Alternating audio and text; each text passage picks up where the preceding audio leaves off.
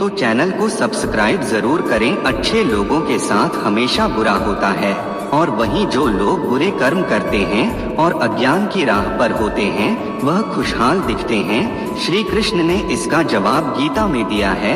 आपने महसूस किया होगा कि जो लोग अच्छे कर्म करते हैं वह परेशान रहते हैं, वहीं जो बुरे कर्म करते हैं वह खुशी से रह रहे होते हैं। अच्छे कर्म करने वाले परेशान होते हैं कि आखिर उन्हें इतनी परीक्षा क्यों देनी पड़ रही है, जबकि जो अधर्म की राह में है वह खुश है और जिंदगी का लुत्फ उठा रहे हैं। अगर आपके मन में भी यह सवाल आया है तो आज हम आपको इसका जवाब देंगे। यह जवाब वह है जो भगवत गीता में लिखा है और श्री कृष्ण ने अर्जुन को दिया था। भगवत गीता में वर्णित कथा के अनुसार जब भी अर्जुन के मन में कोई दुविधा होती थी तो वह श्री कृष्ण के पास पहुंच जाते थे। एक बार की बात है, अर्जुन भगवान श्री कृष्ण के समीप आकर कहा कि वह दुविधा में है और इसका जवाब वह श्री कृष्ण से चाहते हैं। श्री कृष्ण ने पूछा कि क्या सवाल है। अर्जुन ने कहा, मुझे यह जानना है कि अच्छे लोगों के साथ हमेशा बुरा ही क्यों होता है,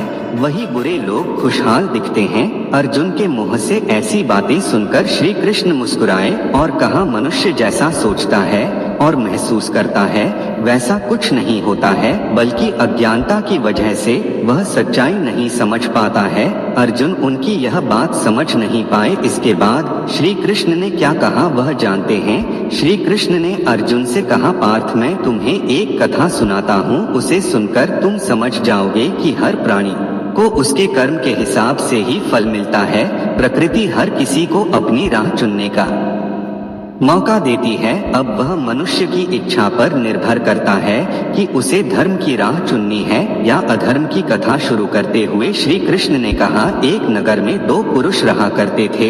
एक पुरुष व्यापारी था जिसके जीवन में धर्म की बहुत महत्ता थी। वह पूजा पाठ में यकीन रखता था। वह हर रोज मंदिर जाता था और दान धर्म भी करता था और हर रोज भगवान की पूजा करता था। वहीं दूसरा पुरुष बिल्कुल विपरीत था। वह हर रोज मंदिर तो जाता था लेकिन पूजा करने नहीं बल्कि मंदिर के बाहर से जूते चप्पल चुराने, उसे दान और धर्म से कोई लेना देना नहीं था। समय बीतता गया और एक दिन बहुत जोर की बारिश हो रही थी। इस वजह से मंदिर में पुजारी के अलावा कोई नहीं था। यह बात जब दूसरे पुरुष को पता चली तो उसने कहा कि यह सही मौका है मंदिर का धन चुराने का। पंडित से नजर बचाकर उसने मंदिर का सारा धन चुरा लिया। उसी समय धर्म कर्म में विश्वास रखने वाला व्यक्ति भी मंदिर पहुंचा। दुर्भाग्य से मंदिर के पुजारी ने उसे ही चोर समझ लिया और चिल्लाने लगे। वहां लोग एकत्र हो गए और उसे बहुत मारा। किसी तरह वह बचते बचाते वहां से निकला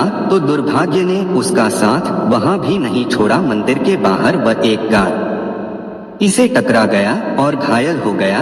फिर वह व्यापारी लंगड़ा हुए घर जाने लगा तो रास्ते में उसकी मुलाकात उस पुरुष से हुई जिसने मंदिर से धन चुराया था। उसने कहा, आज तो मेरी किस्मत चमक गई, एक साथ इतना सारा धन मिल गया।